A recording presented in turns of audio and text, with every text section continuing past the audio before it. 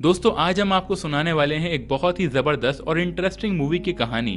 दरअसल कुछ कपल्स अपने टाइम को अच्छे से गुजारने के लिए और मौज मस्ती करने के लिए एक बीच पर जाते हैं और पूरी रात वो वहां पर एक दूसरे के साथ मौज मस्ती करते हुए बिताते हैं। लेकिन जैसे ही अगली सुबह उनकी आंख खुलती है तो उनके ऊपर मौत के साए मंडराने लगते हैं। अब क्या वो कपल वहां से बचकर निकल पाए या फिर उनकी मौज मस्ती ही बन जाएगी उनकी मौत की वजह। कहानी शुरू होती है तो हम देखते हैं कि रात का वक्त है और कुछ दोस्त बीच पर आए होते हैं। वो वहां पर बहुत ज्यादा एंजॉय कर रहे होते हैं, कुछ गाना गा रहे होते हैं, कुछ डांस कर रहे होते हैं और कुछ लोग प्यार भरे खेल खेल रहे होते हैं कि तभी उन्हें वहां पर कोई अजीब सी और बड़ी चीज दिखाई देती है और वो लोग उसका मजाक उड़ाने लगते हैं और उसे थोड़ा सा डैमेज भी कर देते हैं, यानी तोड़ देते हैं। उनको नहीं पता था कि इसके अंदर क्या है या ये चीज होती क्या है। अब ये सारे दोस्त एंजॉय करने के बाद थक जाते हैं तो अपनी गाड़ियों में ही सो जाते हैं और सुबह जब होती है तो एक एक करके सबकी आंख खुलने लगती है। उनमें से एक लड़की का नाम मार्शा होता है जो कि टेबल पर सो रही थी। उसकी आंख खुलते ही उसकी तबीयत खराब होने लगती है,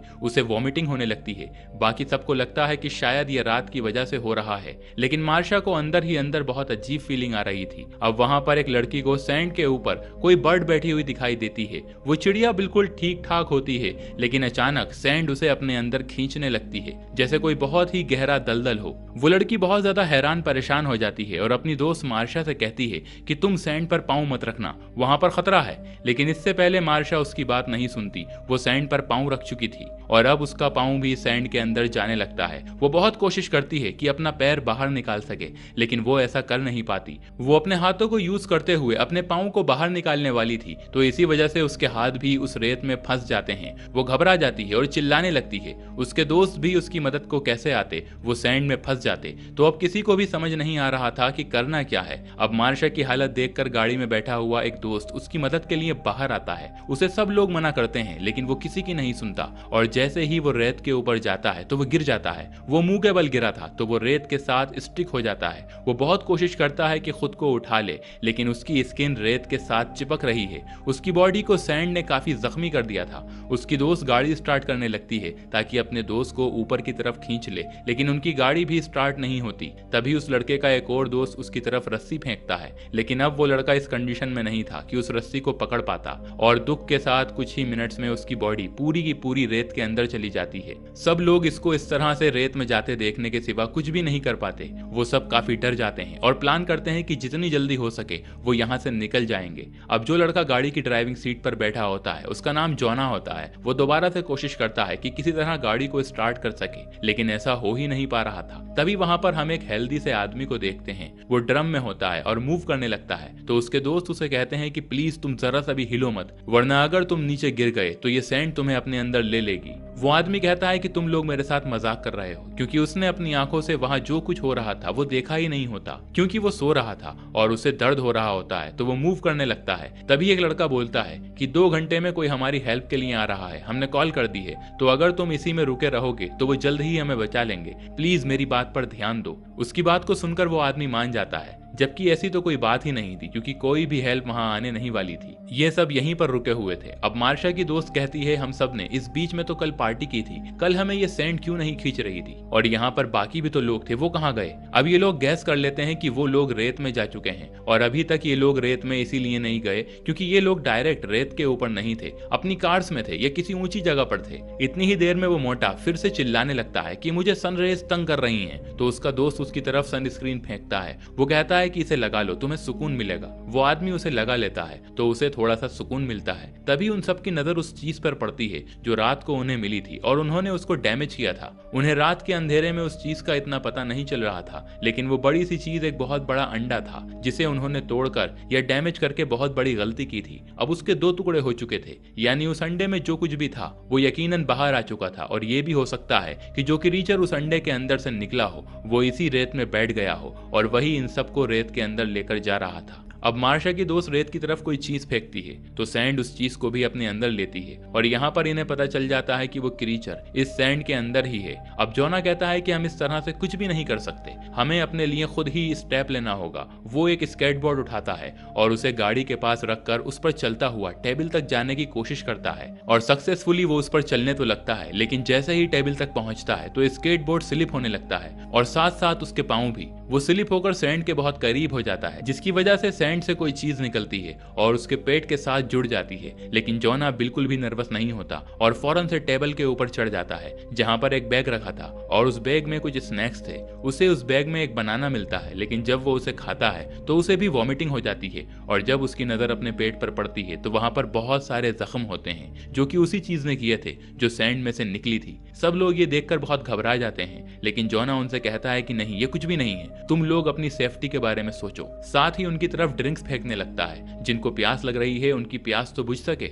लेकिन साथ ही जोना को अपने पेट में दर्द होने लगता है और उसके जख्मों से खून भी आने लगता है, तो उसकी दोस्त बहुत उदास हो जाती है और रोने लगती है। तब जोना उससे कहता है कि रो मत, हम सब तो स्ट्रांग है ना, और जोना वहीं पर लेट जाता है। तभी गाड़ी में बैठी हुई एक लड़की उनसे कहती है कि हम सबके मोबाइल फोन्स गाड़ी की डिग्गी में हैं, हमें कुछ न कुछ करके उनको लेना होगा ताकि हम मदद तो मंगवा सकें। लेकिन कोई ये रिस्क नहीं लेना चाहता था क्योंकि यहाँ पर बैठे बैठे कभी भी गाड़ी की डिग्गी खोली ही नहीं सकती थी। तो एक लड़की कहती है कि मैं हिम्मत करूंगी और वो जाकर गाड़ी की डिग्गी खोलती है, लेकिन वो नहीं खुल पाती। तब वो दूसरी तरफ जाती है और वहीं पर एक काले बालों वाली लड़की उसे कपड़े का एक टुकड़ा पकड़ाती है ताकि वो उसको जोर से पकड़ ले और कहीं सैंड की तरफ ना गिर जाए। लेकिन अभी भी वो गाड़ी की डिग्गी सही तरह से खोल नहीं पा रही होती। तो तभी जोना की दोस्त उसे एक रोड पकड़ा देती है और उससे कहती है कि इसे ट्राई करो, और यहाँ पर फाइनली वो लड़की गाड़ी की डिग्गी खोल ही लेती है। लेकिन तभी उन्हें कोई आता हुआ दिखाई देता है। वो वहाँ का सुपरवाइजर होता है, यानी बीच पेट्रोल सुपरवाइजर होता है। वो सब उसकी तरफ देखने लगते हैं और इसी ध्यान में वो लड़की जो डिग्गी खोल चुकी थी उसकी उंगलियां डिग्गी में फंस जाती हैं क्योंकि अब डिग्गी बंद हो चुकी है।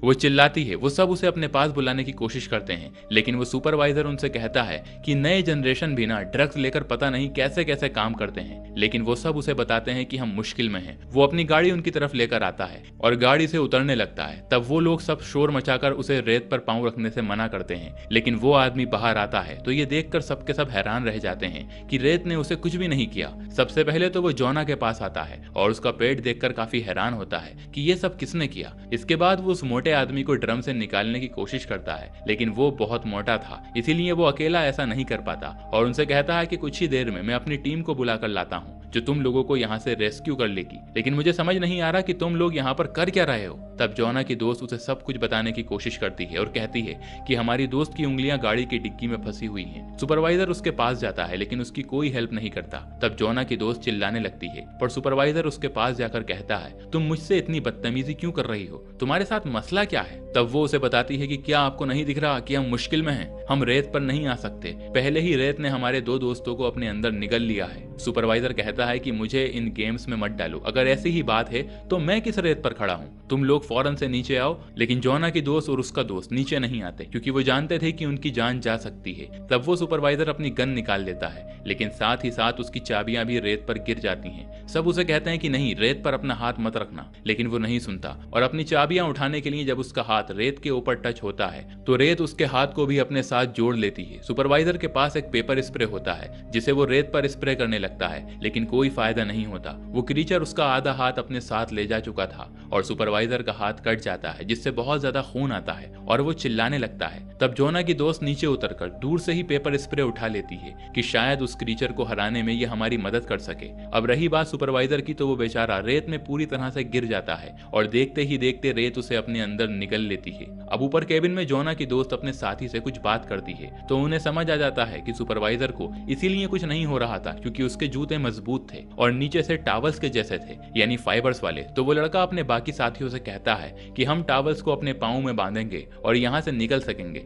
जब उसके साथी उसकी तरफ टावल फेंकते हैं तब उसे कैच करने के चक्कर में वो कैबिन से नीचे गिर जाता है। नीचे गिरते ही रेत से बहुत सारी जड़ों जैसी चीजें बाहर आती हैं जो कि असल में उस क्रीचर के टेंटिकल्स होते हैं। वो उसकी पूरी बॉडी के साथ चिपक जाते हैं और उसका खून पीने लगते हैं और देखते ही देखते उसके साथ भी वैसा ही होता है जो उसके बाकी दोस्तों के साथ हुआ, यानी वो रेत के अंदर कहीं गुम हो जाता है। अब ये इंसिडेंट उनके दोस्तों के लिए बहुत बुरा गुजरता है और वो काले बालों वाली लड़की अपने कानों पर हाथ रखकर रोने लगती है। तो जोना की दोस्त उसे कहती है कि तुम रो मत, सब ठीक हो जाएगा। वो उससे कहती है कि ये ग्रिल यहाँ पर सीधी करके रखो और खुद एक और ग्रिल उतार कर वहां पर रखती है और कैबिन से जंप करते हुए गाड़ी में आ जाती है। जैसे ही वो गाड़ी में आती है तो उस ब्लैक हेयर लड़की को एक थप्पड़ लगाती है, क्योंकि ये सारा उसी का प्लान था कि यहाँ पर आया जाए और मौज मस्ती करी जाए। लेकिन ये सब होना उसकी गलती तो नहीं थी, पर अब वो दोनों मिलकर उस लड़की की उंगलियों को गाड़ी की डिग्गी से निकालने की कोशिश करती हैं और धीरे धीरे वो कामयाब हो जाती हैं। अब जोना की दोस्त उसके हाथ पर टॉवल बांधती हैं, तो दूसरी तरफ हम उस मोटे आदमी को देखते हैं जो कि ड्रम में फंसे होने की वजह से बहुत ज्यादा परेशान था। वो बहुत ज्यादा तंग हो रहा था क्योंकि उसकी बॉडी उसमें स्ट्रक हो गई थी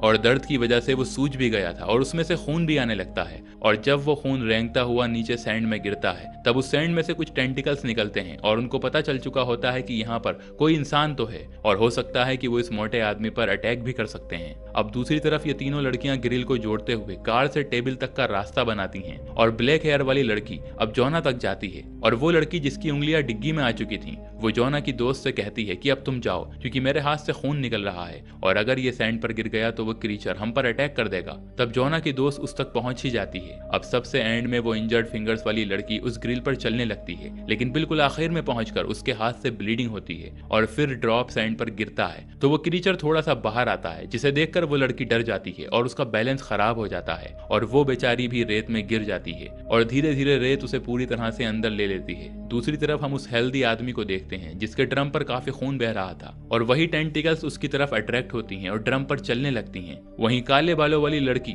जो अपने पांव पर काफी टावल्स बांधकर चलने लगती है तो उसको कुछ भी नहीं होता, जिससे वो काफी खुश होती है। अब सुपरवाइजर की गाड़ी के ऊपर खड़ी हो जाती है। ये देखकर मोटा आदमी भी काफी खुश होता है और एंजॉय करने लगता है कि वो यहाँ से जल्द ही निकल जाएंगे। लेकिन उसे क्या पता था कि वो टेंटिकल्स उसके ड्रम को नीचे से बिल्कुल खाली कर चुके थे और अब वो टेंटिकल्स बड़े हो गए और उसकी पूरी बॉडी पर चिपक गए और उसे रेत के अंदर निकल लिया, जिससे वो बेचारा भी मारा जाता है। अब यहाँ पर ये क्रीचर काफी बड़ी हो चुकी थी क्योंकि इसने इतने ज्यादा लोगों को जो खा लिया था। अब ये टेंटिकल्स भी ज्यादा स्ट्रांग हो चुके थे। अब वो सीधा सुपरवाइजर की गाड़ी के पास आते हैं और उसे हिलाने लगते हैं, जिससे वो लड़की गाड़ी के ऊपर ही गिर जाती है और उसका सर जब गाड़ी के साथ टकराता है तो वो बेहोश हो जाती है। अब यहाँ पर सिर्फ जोना की दोस्त ही अकेली बची थी क्योंकि बाकी सबकी तो हालत ही खराब हो चुकी थी। किसी का पेट इंजर्ड था, कोई बेहोश था। तब वो घबरा जाती है और इसी तरह से रात हो जाती है और रात होते ही वो ब्लैक बालों वाली लड़की को होश आता है तो वो वहाँ पर एक बाथ टब बिछाती है जिस पर से जोना को लेते हुए वो गाड़ी तक पहुंच जाती है। जब उनके पीछे पीछे जोना की दोस्त भी आ रही होती है तो वो फिर से अपने टेंटिकल से दरवाजा बंद कर देती है। और हैरान कर देने वाली बात ये थी कि क्रीचर के टेंटिकल्स ग्लो कर रहे थे जिनसे ब्लू रंग की लाइट निकल रही थी। लेकिन जोना की दोस्त हिम्मत नहीं हारती और गाड़ी के ऊपर चढ़ जाती है। तभी वो देखती है कि उसके पास गैसोलीन का एक कैन पड़ा है तो वो क्रीचर कैन को पकड़ लेता है और उसे छोड़ ही नहीं रहा होता। अब जोना की दोस्त टाइम वेस्ट ना करते हुए दूसरा कैन उठाती है और उसमें से गैसोलीन गाड़ी के चारों तरफ फेंकने लगती है, जिससे कुछ गैसोलीन क्रीचर की तरफ भी गिर जाती है और उसके बाद वो उसे आग लगा देती है, जिससे क्रीचर के टेंटिकल्स को भी आग लग जाती है और वो तड़पने लगता है। जोना की दोस्त गाड़ी के अंदर चली जाती है और दरवाजा बंद कर लेती है, लेकिन वो क्रीचर दरवाजा खोलने की कोशिश करता है पर जल्द ही जलने की वजह से उस क्रीचर की ताकत खत्म होने लगती है और वो जल्द ही रेत के अंदर खुद ही समा जाता है। अब रात काफी हो चुकी थी और ये तीनों काफी डरे हुए थे और थके हुए होते हैं तो ये लोग गाड़ी में ही सो जाते हैं। अब जब सुबह होती है तो गाड़ी के शीशे पर कोई आदमी नॉक करता है। वो कोई पुलिस ऑफिसर लग रहा था। जब जोना की दोस्त बाहर निकलकर देखती है और सैंड पर पांव रखती है तो उसके पांव सैंड में स्टिक नहीं होते और साथ ही साथ वो काले बालों वाली लड़की भी बाहर आ जाती है और अब वो दोनों वहां से वापस जाती हैं। दरअसल क्रीचर कल रात जलने की वजह से मर चुका था, इसीलिए अब रेत में सुकून था और कोई भी मूवमेंट नहीं थी। जोना की उन जख्मों की वजह से मौत हो चुकी थी, जो कि बहुत ही सैड मोमेंट होता है। लेकिन मूवी के लास्ट सीन में हमें एक बहुत ही शॉकिंग बात पता चलती है कि वो क्रीचर मरा नहीं है। दरअसल वो अभी भी जिंदा है और समंदर में कहीं चला गया है और अब उसका अगला निशाना है शहर। और इसी के साथ ये कहानी यहाँ पर खत्म हो जाती है। तो जब तक वो क्रीचर शहर पहुंचता है तब तक आप वीडियो को लाइक करके चैनल को सब्सक्राइब कर दें ताकि उसके शहर पहुंचते ही मैं अगली वीडियो तत्काल बनाकर आपके सामने पेश कर दूं।